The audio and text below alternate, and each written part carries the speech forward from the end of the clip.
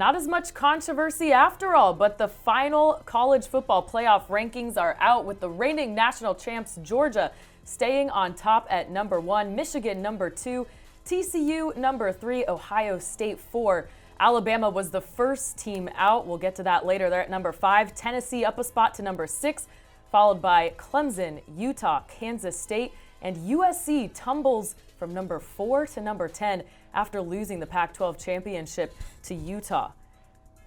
Let's bring in the experts now, Chris Hummer and Brandon Marcello, to break down these final sets of rankings. Guys, first, your initial reaction to the top 4. Did the committee get it right? And Chris, go ahead and start us off. I think there's no doubt the committee got it right. I think this was set in stone after USC lost on Friday night. These were going to be the 4. I think the only real controversy we could have seen is Ohio State jumping TCU to get a rematch of the game. But I think TCU earned that by way of at least getting into the conference championship game. So I don't think there's a lot of controversy here. I wish there was. Better for television, obviously, but these were the right 4. Yeah, difficult to argue against. The only thing I think would be with TCU maybe dropping to number 4.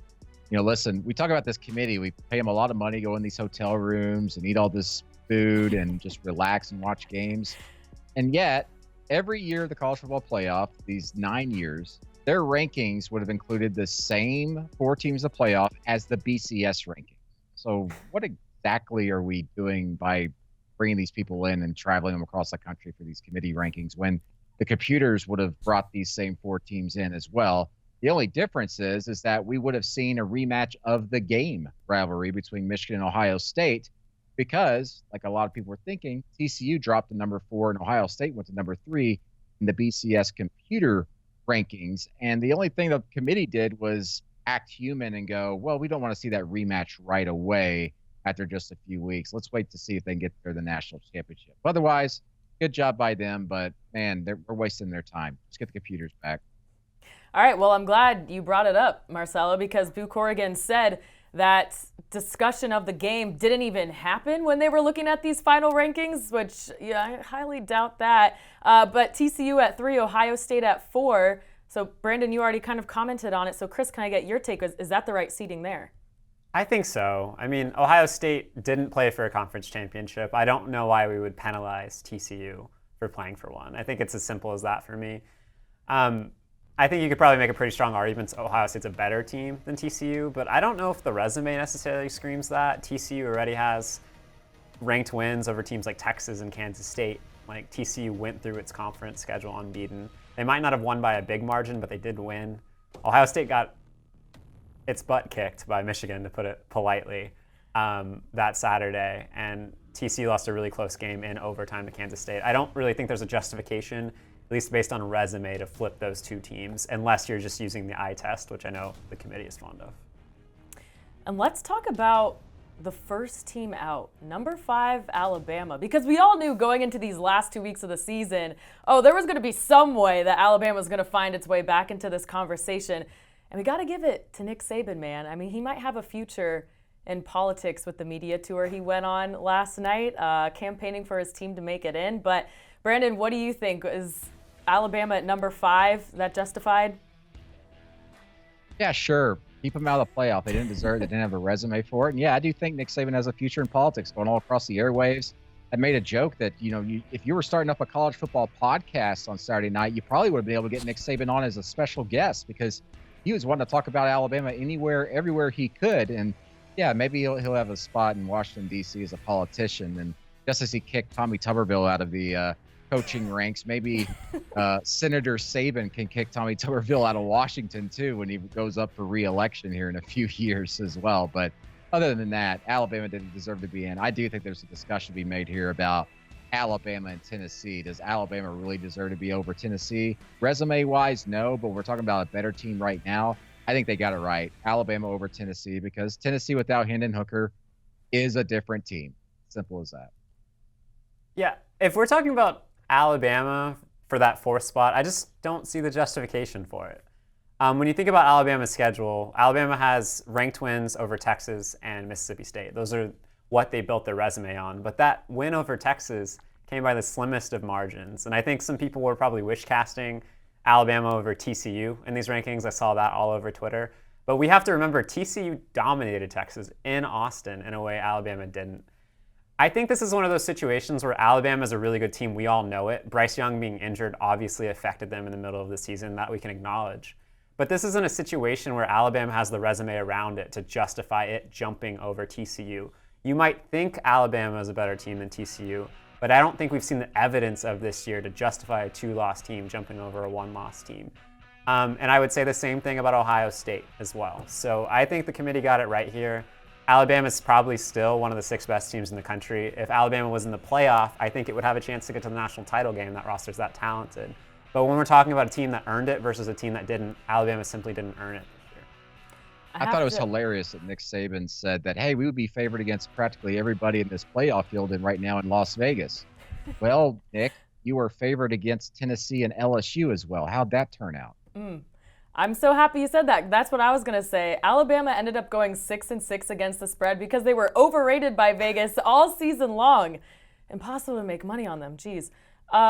Okay, let's look at these actual matchups. So it's going to be the Dogs and the Buckeyes, 2 perennial powerhouses here, playing in the Peach Bowl in Atlanta on December 31st. The opening line favoring Georgia by 7. Chris, how do you think this one goes? Yeah, first of all, really tough break for Ohio State. I'm for Georgia, I'm sorry. If Georgia gets USC, I think Georgia runs all over USC. Georgia just has a defense that would contend with USC's offense in a way USC hasn't seen this year. And I don't even want to see USC's defense against the Georgia offensive line. But Ohio State, in my opinion, is probably the most naturally talented team in the playoff outside of Georgia. So for Georgia to get this matchup as the number 1 seed is really difficult. I still do like Georgia. We saw in the game against Michigan, Ohio State's just didn't hold up around the line of scrimmage, and I think Georgia exposes that. But Ohio State still has enough firepower to really make this interesting. I would pick Ohio State to cover and Georgia to win, but we're a long way away from having to make those sort of picks. But I think it's going to be a spectacular game. I'm pretty sure this is the most difficult challenge for Georgia that could have happened here in the playoff. Ohio State is one of maybe 3 teams in the country that has the weapons offensively to knock off Georgia and to outscore them a little bit. And that Ohio State defense obviously is much improved, but we saw in the game, it didn't really come through there in the second half. So to me, this is going to be about which team is deeper, which team has the better wealth of running backs and being able to run the ball in the fourth quarter. Georgia's got that by far. Ohio State dealing with some injury issues there and don't even have a 1,000-yard running back. But Georgia going against a dynamic quarterback in C.J. Stroud, unlike anybody Georgia has faced all season long. This game is going to be close. Depth's going to come down. It's going to come down to depth in the end, but I think Georgia sneaks this one out in the first round. Plus, they get to play in Atlanta for the 3rd time this season in a quote-unquote neutral site. They got to do something about these quote-unquote neutral sites. The second semifinal has the Wolverines pitted against TCU, 2 kind of opposite storylines here, with Michigan riding high after beating Ohio State and winning the Big Ten for the 2nd year in a row. Playing TCU, one of the best stories in college football. They went from an afterthought to undefeated in the regular season in Sonny Dykes' first season. These teams will be playing in the Fiesta Bowl in Glendale, Arizona. The opening line favoring Michigan by 9.5. So still, it kind of feels like the Horned Frogs are getting some disrespect here. But Brandon, what do you think about this matchup? I think this will be the hardest hitting game in the trenches, even better than Georgia and Ohio State. These are 2 teams that are really going to go after each other and really get after it. And you've got gamers, game breakers at quarterback. We saw Max Duggan in that Big 12 championship game. Goodness gracious. Rushing for 95 yards, by the way, on an 80-yard drive. That makes sense because of penalty yards. To tie that game, put the team on his back, and they're going to need it against the likes of Michigan. That Michigan defense is great. But the difference here is the Wolverines' offensive line. As good as the offensive line was last season, and it won the Joe Moore Award as the best in the country, I think this offensive line for them is even better than it was last season. But Blake Corum, their top running back, is out with knee surgery. But goodness gracious, they're still explosive there with Donovan Edwards rushing for 400 yards in these last 2 games. And J.J. McCarthy at quarterback seems to have kind of settled down a little bit these last 2 games for them. His completion percentage isn't great, but he's thrown 6 touchdowns against only 1 interception. and has made some really good plays downfield when they needed to happen. This is going to be about which quarterback, to me, is a gamer for them.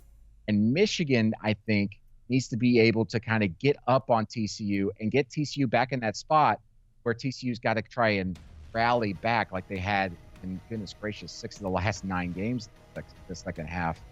This is going to be a fascinating game. Do not count out TCU. I know that spread is pretty big, but not to say this is a coin flip game, but I could see this one coming down to the final 2 possessions. I don't really see it being that close. And I mean, TCU's been an amazing story. I think TCU's a great football team. I think TCU has a ton of playmakers that can bust the game wide open. But this is a difficult matchup for TCU. We saw in the Big 12 championship game against Kansas State that TCU's offensive line had its trouble, especially when Kansas State brought pressure. Max Duggan was really struggling late in that game because he was getting beat up. And the Michigan front is much better than the one Kansas State brought to the table. And TCU offensively is a team built to wear people down over time. And that's really difficult to do against Michigan's defense. Offensively, I think TCU could struggle with Michigan's offense because of the size it has inside and their ability to run the ball consistently. I think TCU's been a great story, but I think TCU is a lot like Ohio State. We saw this game happen. Explosive playmakers, really good quarterback, really good speed on defense. And we saw Michigan really handle that with no issues. This could flip. Like Quentin Johnson can catch some big plays, and TCU could keep itself in the game that way. But I would be surprised if TCU pulled this upset. It's been an amazing story, but I really do like Michigan in this game. Are you saying you take Ryan Day over Sonny Dykes right now as far as a fourth quarter coach? In Ohio State, yes, they got pushed around a little bit in that game, but the coaching is really what cost them at home in the fourth quarter of that game. I don't think Sonny Dykes, as evidenced by what he's been able to do in the second half of games this year, especially in the fourth quarter, they would find them in a similar situation in a tight game. I think this is going to be a tight game. Yeah, I mean, I think the fourth quarter is more about attitude than it is about coaching. Like, you can nitpick a little bit, and I think Sonny Dykes and Ryan Day are excellent coaches, but I think that's more of a reflection of Ohio State's just overall infrastructure as opposed to anything else. But like, when you're just talking about pure talent on the field and matchups, like, I think those teams profile rather similarly, which doesn't project well for TCU, but I could be wrong. TCU's proven everybody wrong this year. They picked 7th in the preseason in the Big 12, and here they are going to the college football playoff, and nobody expected. It could easily be close, but like, if you just, in my opinion, if you're looking at the on-paper matchups, it's a difficult one for TCU. I was going to say, we all know that Michigan is a second-half team, but TCU has 7 come-from-behind wins, which leads the nation. So an interesting dynamic there. All right, let's take a look at what the 12-team playoff would look like, because, of course, that's what everyone's talking about now. This goes into effect in the year 2024. So the 4 highest-ranked conference champions get a bye. So that means Georgia, Michigan, Clemson, and Utah would get the rest. But then take a look at the rest of these first-round matchups. The Big 12 champion, Kansas State, would be traveling to Tennessee. It would be Tulane at TCU, Penn State at Ohio State, which, Chris, you brought it before. We've already seen that game play out. And then USC at Alabama could be an interesting one. So, Chris, why don't you start us off, your initial reactions to this bracket? I mean, if we're just separating the idea of expanding versus not expanding, it's a lot of fun. Like, come on, we got USC playing Alabama. That's awesome. In Tuscaloosa. Penn State versus Ohio State, we've seen it, but it's always fun. Like, Tulane at TCU would be a good time as well. Kansas State at Tennessee, I feel terrible for Kansas State for having to travel, as you said, but that'll be an awesome game. 2 really contrasting styles. And I love that these are happening at home sites. Like, can you imagine Knoxville for a playoff game? It would be insane. Awesome. And shoot, like, I mean, Tulane's not hosting, obviously, but Manhattan at night, but New Orleans, if they ever got to host a game, would be amazing. Like, Columbus is going to be awesome. So this would be a lot of fun. I don't really think we need to pick hypothetical games necessarily, but I think it would just be a really good time for college football. It's going to keep a lot of teams interested. And if you can remove the fact it makes it more difficult for the best teams to win the national championship, it's just going to be a really good time. I think these hypotheticals right now, the committee's rankings would have looked a lot different if this was a 12-team playoff, because they would have tried their best to avoid the Penn State-Ohio State rematch with number 11 against number 6. And then also, there's a big argument to be made here Goodness gracious, you're putting Utah in over Kansas State with the first round bye. So not only does Kansas State lose out on a first round bye, but you're sending them on the road as a 9 seed against Tennessee. And if you get to beat Tennessee in front of 100,000 people in Knoxville, you then get to play the number 1 seed, Georgia. That is a tough, tough ask. And man, if these were the rankings right now, we would have a lot of upset fans out there with this committee. You talk about drama, and we haven't really had a lot of drama on Selection Sundays. This would have been an absolute barn burner, and they've been hiring about 20 PR firms to get through this mess today. Well, they got Bill Hancock, so they got all the PR firms they need over there. All right, yeah, a lot of hypotheticals. Luckily, we have a whole nother year to talk them out and get angry about it. But I think we can all agree it's a lot more fun the more games we have. All right, appreciate you both, and thank you all for watching. Remember to tune into the 24/7 Sports YouTube channel tomorrow starting at 10 a.m. Eastern. It's our Transfer Portal Palooza. We got you covered on all the player news and storylines of the day as the Transfer Portal opens for business. And our experts from all over the country will be joining us live with all the updates that you won't be able to find anywhere else. So don't miss a thing. Subscribe to the YouTube channel and subscribe to 247sports.com.